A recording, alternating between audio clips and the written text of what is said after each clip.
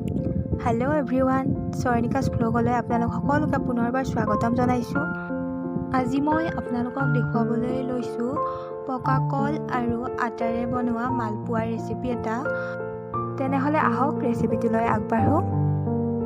ইয়াৰ বাবে প্ৰথমতে মই আটা আধা কাপৰ অলপ বেছি আৰু কল দুটা এৰাই লৈছোঁ। এতিয়া কল দুটা ভালদৰে সানি দিছোঁ আৰু কলখিনি আটাৰ লগত অলপ অলপকৈ ভালদৰে মিক্স কৰি দি দিছোঁ।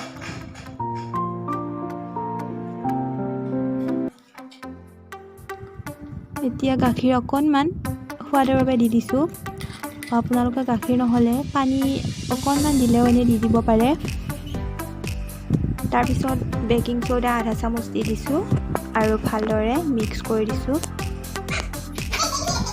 এতিয়া কেৰাহীটো বহাই দিছোঁ আৰু ৰিফাইনখিনি অলপ সময় গৰম হ'বলৈ দি দিছোঁ। তেলখিনি গৰম হোৱাৰ পিছত এয়া চামুচেৰে এখন এখনকৈ তেলত বহাই দিছোঁ।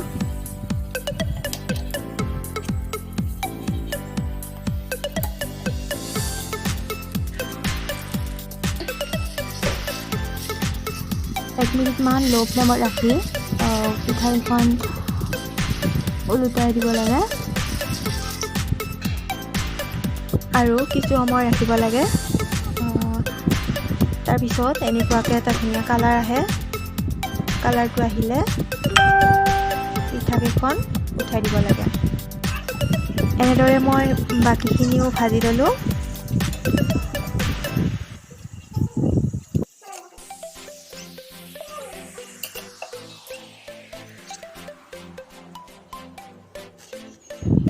এয়া মোৰ আটাকেইখন পিঠাই ভাজি লোৱা হৈ গ'ল। খাবলৈ বহুত ধুনীয়া হয় আৰু এয়া মই চেনি নিদিয়াকৈ বনাইছিলোঁ। মিঠা হৈছে ধুনীয়া। কলৰ মিঠা থাকিলে আপোনালোকে চেনি নিদিলেও হৈ যায়। যদি মিঠাটো কম থাকে তেতিয়াহ'লে চেনি অলপ দি দিব। এয়া চাওক, বৰ ধুনীয়া ঢিলা হৈছে। খাবলৈ বহুত টেষ্টি হয়। আপোনালোকে ট্ৰাই কৰি চাব পাৰে। আৰু মোৰ ভিডিঅ'টো চাই কেনে পালে কমেণ্টত জনাব। যদি ভাল লাগিলে লাইক, কমেণ্ট, শ্বেয়াৰ আৰু ছাবস্ক্ৰাইব কৰিবলৈ নাপাহৰিব। ধন্যবাদ।